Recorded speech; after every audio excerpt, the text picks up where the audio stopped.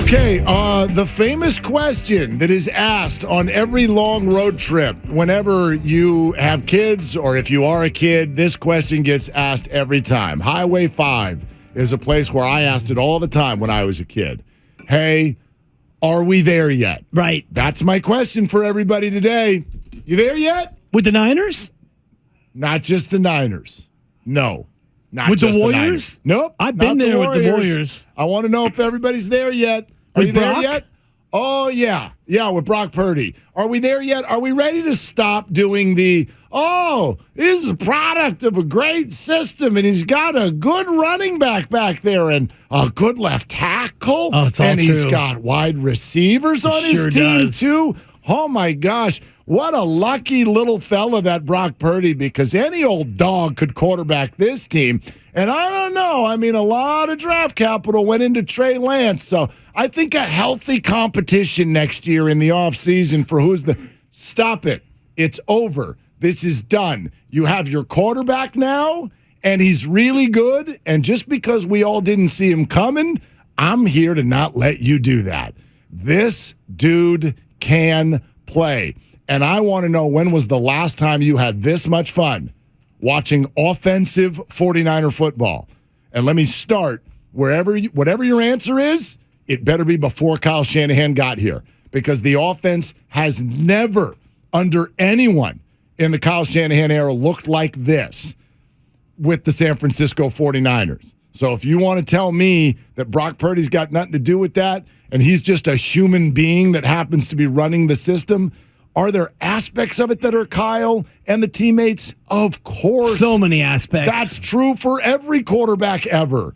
For the most part. Your surroundings matter, okay? But you have to be able to know when you see something special. And the quarterback, absolutely, he matters. He matters. He's going to make this thing go. We watch it in football all the time. Is it Brady or Bill? It's Brady. Is it the Lions or Stafford that's the problem? It was the Lions, okay? Are we comparing Brock to Brady? Is that the portion of the program we've reached? No, we're comparing Brock to other things that have happened in the history of the quarterback position, which is never in the history of the league has someone come in and put up numbers like this and had a run like this and have people go, I think it's his jersey. Like, come on.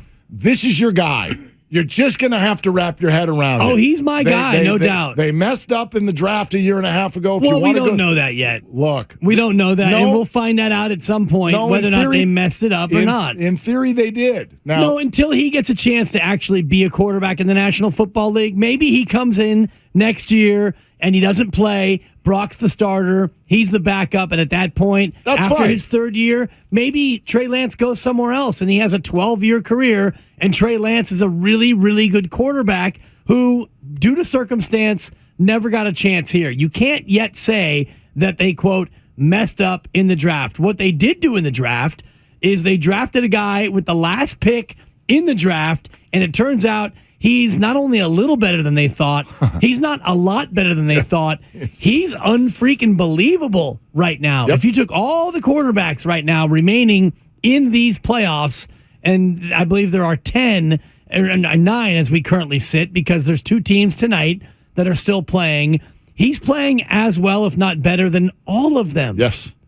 By the way, so let me restate so that we're clear. I'm not calling Trey Lance a bust, and I'm not saying he'll never be a good player. What I'm saying when I say they messed up in the draft is there's something conceptually wrong with making a trade that big to go get a quarterback and then find out that you can actually have someone perform at this level with the last pick in the draft. Right, in other words, right. those assets probably would have been better executed some other way. Now, granted, you didn't know that you were going to stumble and fall into this. So this is not, I'm not here to now suddenly tell you Trey Lance stinks.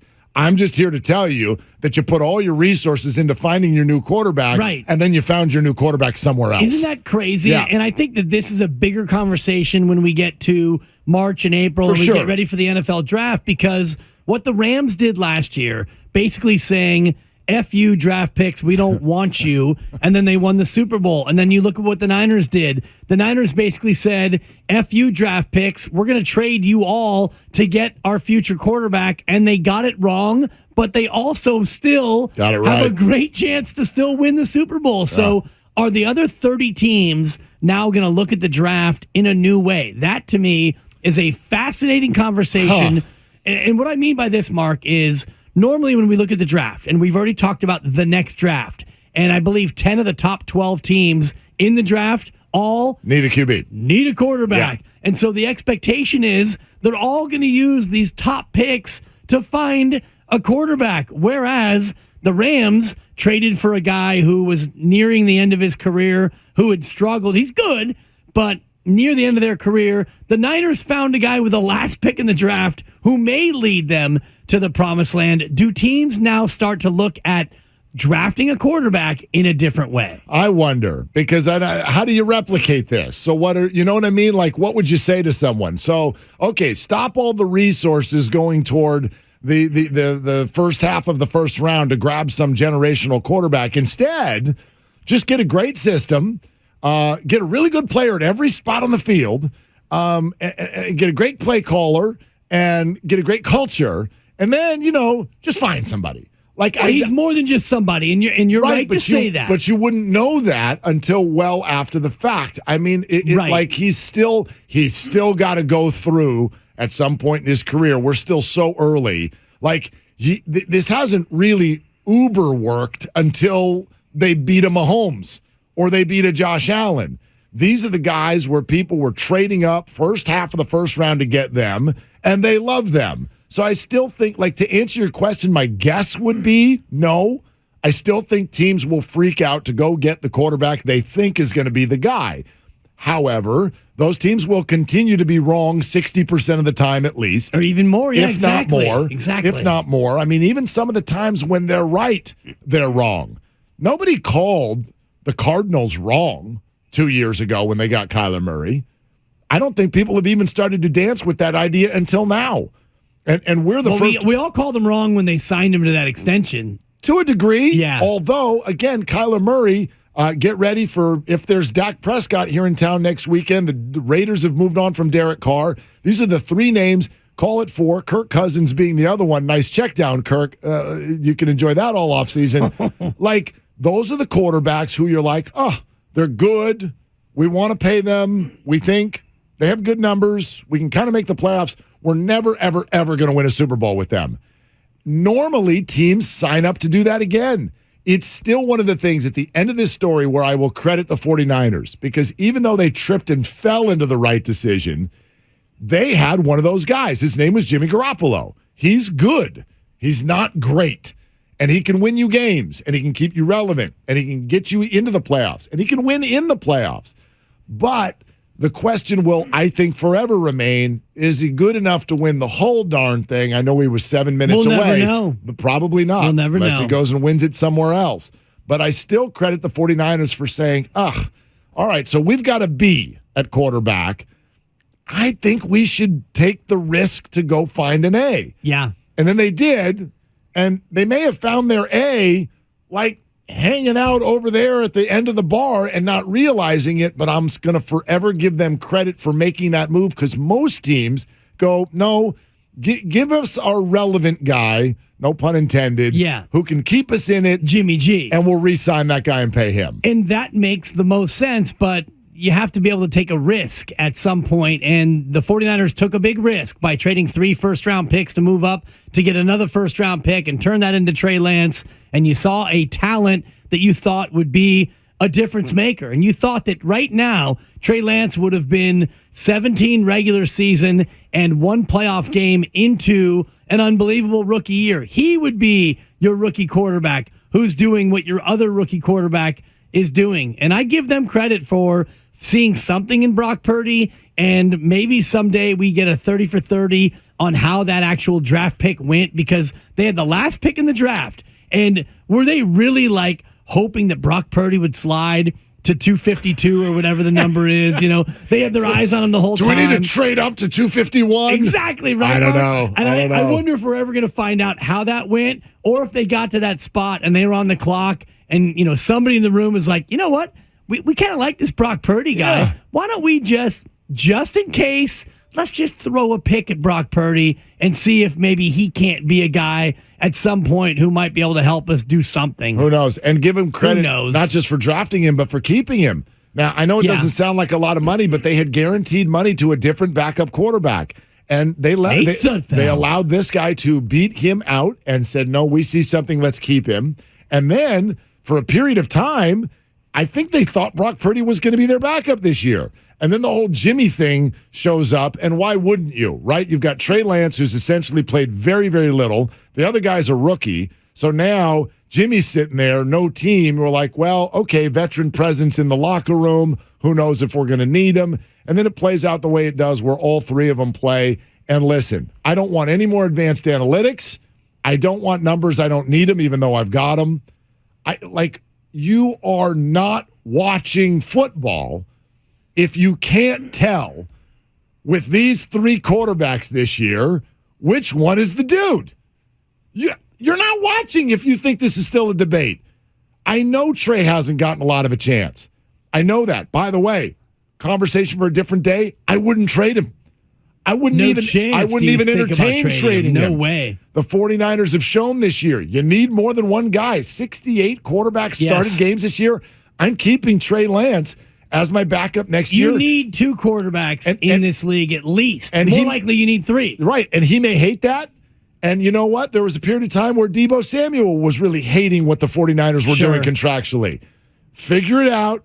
Work it out. And Trey Lance, by the way, makes about 8 times what Brock Purdy will make next year. And Butcher Boy did a great job of breaking down the contracts this morning. You can't even think about renegotiating Brock Purdy until after his 3rd year. Correct. So Purdy's got 2 years of, 6-figure salary. Let's say he wins the Super Bowl. Hey, dude. Brock, thanks, bro. Enjoy your playoff bonuses because next year you're making about $410,000. All right, let's play this for a second. Let's play this out. Even if they don't win the Super Bowl, let's say he even just gets there.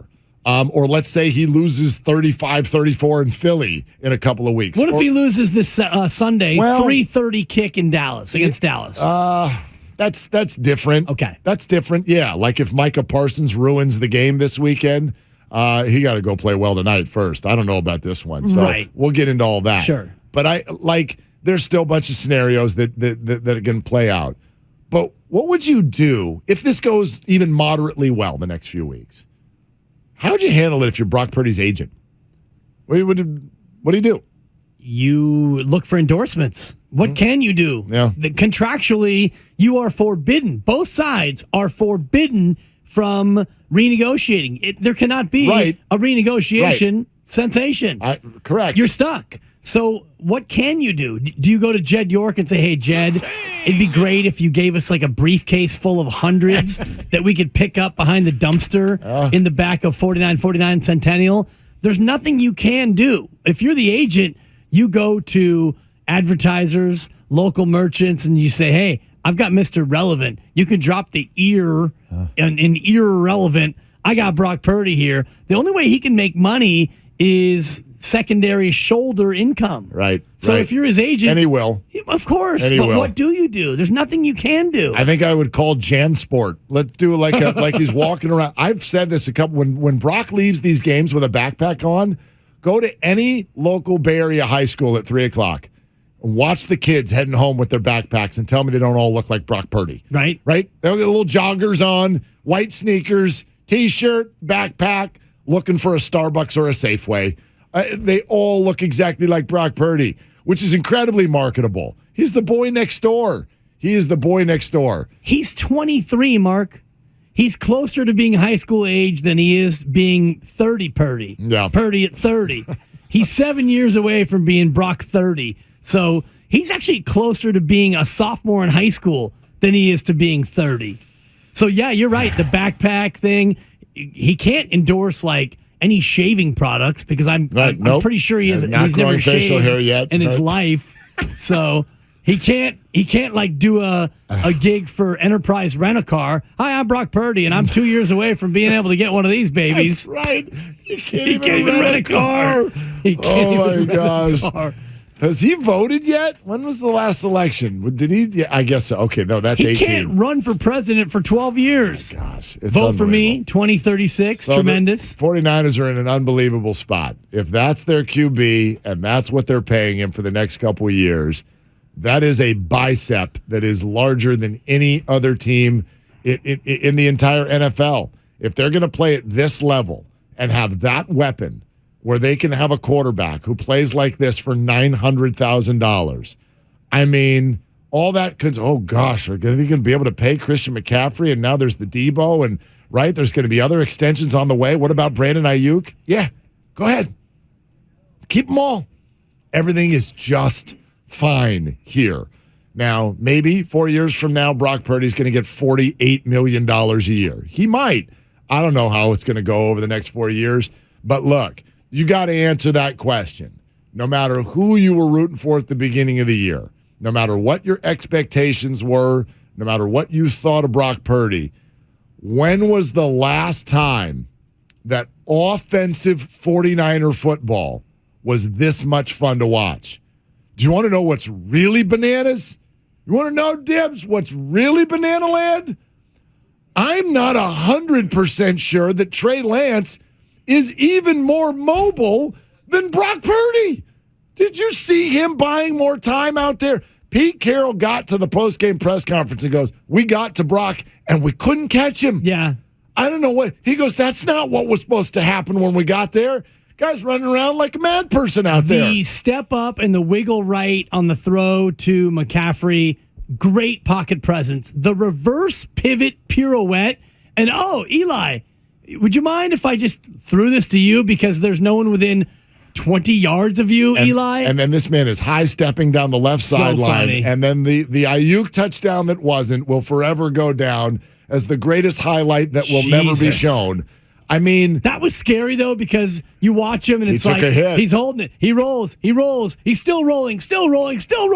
And you see the defensive lineman bearing down on him, and he holds it. Yep. Brock, you're up by 20-something. Right, the game's over. Throw it away, son. But he sees Ayuk, and he throws it right to him. And you saw Ayuk go to the sideline and immediately lie down on the bench and cover his face in his hands. He knew. He apologized to him in front of the media at his locker. God. Called him over in front of the media. It's like, I owe you one, dude. And he does. But it's all good. But you're right. Like, it was kind of reminiscent. Do you remember the play where the New York Giants just snapped Joe Montana in half? Where he kind of did that? Marshall. Right? Where he let one guy go by him, and then he stops. He rolls right. He fakes out one guy, and then right as he's about to throw, bang, straight in the back. It looked kind of like that play. And so he's 23 years old, and it doesn't hurt nearly as much. Totally. Right? But, like, yeah, you're right that was a really fun play. I don't know, like a couple years from now, don't do that. And you saw Kittle go up to him after, and I couldn't read his lips because he had his helmet on. Kittle always, by the way, has his helmet on. Mm-hmm. But you can kind of see him say, dude, don't do that. Yeah. Don't do that, Brock. Right. We kind of need you here, the kid. Game's over, dude. Game's over, and we can't afford to lose you. Apologies to Josh Johnson. Shout out Oakland Tech High School, Oakland, California. But I don't think any of us is ready for Brock Purdy to be replaced due to injury. Did you hear Fred Warner's words on the field? He's not a reason that they could win the Super Bowl. Fred Warner said this. He's the reason. Man. He is the reason that we have a chance. That is a direct quote from the leader of the 49er defense. Sorry, Jimmy. He is the reason that we've got a chance. And yes, I know that this is going to lead, and we've gotten to a point where it is somewhat fair. This is going to lead to people saying, look, this shows you what Jimmy wasn't. And it does. It does. That's okay. There's plenty of middle ground. I don't think Brock Purdy's play means Jimmy was bad. I think Brock Purdy's play shows that Jimmy wasn't elite. And oh, by the way, we knew that, didn't we? Listen, over here, sitting right here, you know this, Dibs, from as supportive of a Jimmy Garoppolo person as there is in the Bay Area, we all knew there was a higher ground. We knew there was a higher level of quarterback Stevie play. There, of course there was. You just didn't know if you could go find it. You didn't know if it was available. Well, here it is in the most unlikeliest of places. It's Brock Purdy. And I will just flatly reject that this is just a product of Kyle Shanahan's play calling. His play calling's great. McCaffrey's amazing. But Kyle Shanahan has been in this league for 2 decades. And nobody, maybe outside of Matt Ryan with Julio Jones, has ever looked like this quarterbacking Kyle Shanahan's system. So you're going to have to find it in your heart and mind somewhere.